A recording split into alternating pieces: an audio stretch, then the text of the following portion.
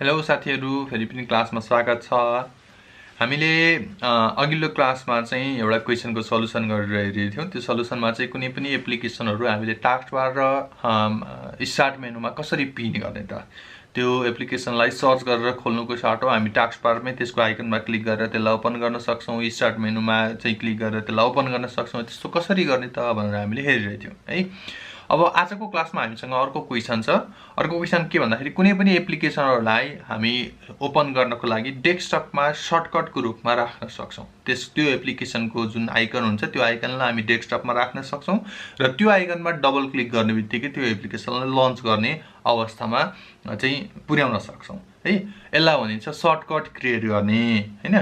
यो क्वेशनले चाहिँ अब यहाँनिर माइक्रोसफ्ट एक्सेल भनेको छ। यो माइक्रोसफ्ट एक्सेलको ठाउँमा अरु जुनसुकै एप्लिकेसनहरु भन्न सक्छ, वर्ड भन्न सक्छ, हाम्रो अर्को ब्राउजर भन्न सक्छ हैन, अथवा त्यस्तै खालको एप्लिकेसनहरु जुन एप्लिकेसनहरु हाम्रो कम्प्युटरमा इन्स्टल छ हैन। प्राय गरी त माइक्रोसफ्ट वर्डको बारेमा हामीले काम गर्दैछौं, माइक्रोसफ्ट वर्ड नै बढी सोध्न सक्ला हैन एप्लिकेसन भन्नेबित्तिकै।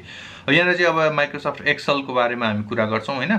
कुनै पनि एप्लिकेसनहरु डेस्कटपमा सर्च गर्नुपर्ने सर्च हैन सर्टकट क्रिएट गरेर राख्नुपर्ने भयो भने त्यो एप्लिकेसन सबैभन्दा सुरुमा हाम्रो कम्प्युटरमा इन्स्टल भएको हुनु पर्यो।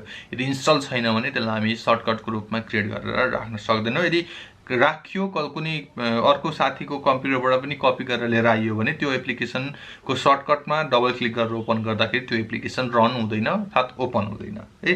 सबैभन्दा सुरुमा चाहिँ के चाहिँदो रहेछ, हाम्रो कम्प्युटरमा त्यो एप्लिकेसन इन्स्टल भएको हुनु पर्दो रहेछ। त्यति भइसकेपछि हामी जुन एप्लिकेसन हामीलाई चाहिएको हो त्यो एप्लिकेसन डेस्कटपमा सर्टकट क्रिएट गर्नुपर्ने छ भने त्यसलाई सर्च गर्छौं स्टार्ट मेनुबाट। स्टार्ट मेनुबाट सर्च गरिसकेपछि त्यसलाई चाहिँ राइट क्लिक गरेर त्यसको फाइलको लोकेसन हुन्छ कि त्यो चाहिँ कुनै न कुनै एक ठाउँमा सर्टकटको रूपमा क्रिएट भएर अलरेडी बसिरहेको हुन्छ हो। त्यसको लोकेसन हामी चाहिँ कहाँनिर छ त्यहाँनिर जान्छौं, त्यो लोकेसनमा राइट क्लिक गर्छौं। जुन आइकन हामीलाई सर्टकटको रूपमा डेस्कटपमा राख्नुपर्ने छ त्यो आइकनमा हामी राइट क्लिक गर्छौं। त्यहाँनिर एउटा सेन्ड टु भन्ने अप्सन हुन्छ, त्यो सेन्ड टु भन्ने अप्सनमा क्लिक गर्छौं र त्यसमा सेन्ड टु डेस्कटप भन्ने अर्को अप्सन हुन्छ आउँछ, त्यसमा क्लिक गरिदिन्छौं।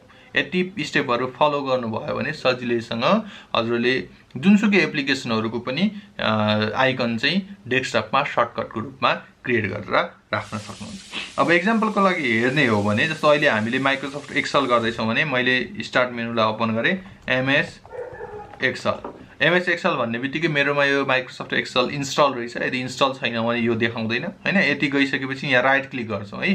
राइट क्लिक गरेपछि हामीसँग ओपन फाइल लोकेसन भन्ने अप्सन आयो, यसमा क्लिक गर्छौं। यसमा क्लिक गर्नेबित्तिकै हेर्नु त यहाँ तलपट्टि यो चाहिँ माइक्रोसफ्ट जुन अपरेटिङ सिस्टम छ माइक्रोसफ्टको, यो माइक्रोसफ्टको अपरेटिङ सिस्टममा चाहिँ स्टार्ट मेनुमा के प्रोग्रामहरु देखाउने भन्ने यो लोकेसनमा हो कि। अब यहाँनिर छ, यसलाई दुई तरिकाले गर्न सकिन्छ। एउटा यहाँबाट ड्र्याग गरेर डेस्कटपमा राख्न सक्नुहुन्छ, मुभ टु डेस्कटप हुन्छ। मुभ भनेको चाहिँ त्यहाँबाट उठाएर डेस्कटपमा लाने है। अब यसको ठाउँमा हजुरले यो चाहिँ अब फायरफक्सबाट ओपन भयो हैन, त्यहाँ ड्र्याग गरेको थिएँ सरी। यसलाई चाहिँ के गर्न सक्यो, कन्ट्रोल थिचेर यहाँनिर राख्न सक्यो, कपी गरेको भयो है। अब यसलाई के गर्न सकिन्छ भने यहाँनिर राइट क्लिक गर्ने, राइट क्लिक गरेर सेन्ड टु भन्ने हुन्छ, सेन्ड टुमा जाने र यहाँनिर डेस्कटप भन्ने छ, मतलब ब्राकेटमा के राखेको छ, सर्टकट क्रिएट गर्ने भनेर राखेको छ। यसमा क्लिक गर्नेबित्तिकै के भयो, माइक्रोसफ्ट एक्सेलको सर्टकट चाहिँ हाम्रो डेस्कटपमा क्रिएट भएर बस्यो। अब यसलाई स्क्रिनशट लिएर के गर्नु पर्यो, वर्डको फाइलमा राखिदिनु पर्यो। बिर्सिनु नहुने कुरा, स्क्रिनशट लिएर वर्डको फाइलमा राखिसकेपछि त्यसलाई हाम्रो फोल्डरमा सेभ गर्न भने बिर्सिनु भएन। यदि सेभ गर्न बिर्सिनु भयो भनेदेखि मार्क्स आउँदैन। एक्जाम्पलको लागि हजुरले अरु एप्लिकेसनहरु पनि प्र्याक्टिस गर्न सक्नुहुन्छ हैन। जुन एप्लिकेसन हजुरको कम्प्युटरमा इन्स्टल छ त्यो एप्लिकेसनहरुको सर्टकट की डेस्कटपमा क्रिएट गरेर राख्न सक्नुहुन्छ। फर एक्जाम्पल मानौ अब मसँग यहाँनिर गुगल क्रोमको चाहिँ एप्लिकेसन छैन रहेछ हैन। गुगल क्रोम छैन भनेदेखि चाहिँ यहाँनिर क्रोम भन्ने, यसलाई राइट क्लिक गर्ने, ओपन फाइल लोकेसन, यहाँनिर आयो राइट क्लिक गर्ने, सेन्ड टुमा जाने, डेस्कटपमा जाने, के गर्दियो यसले गुगल क्रोमलाई पनि सर्टकटको रूपमा क्रिएट गरेर डेस्कटपमा राखिदियो। Thank you for watching. यस्तै भिडियोको लागि च्यानललाई सब्स्क्राइब गर्नु होला, साथै नोटिफिकेसन आइकनलाई प्रेस गर्नु होला। धन्यवाद।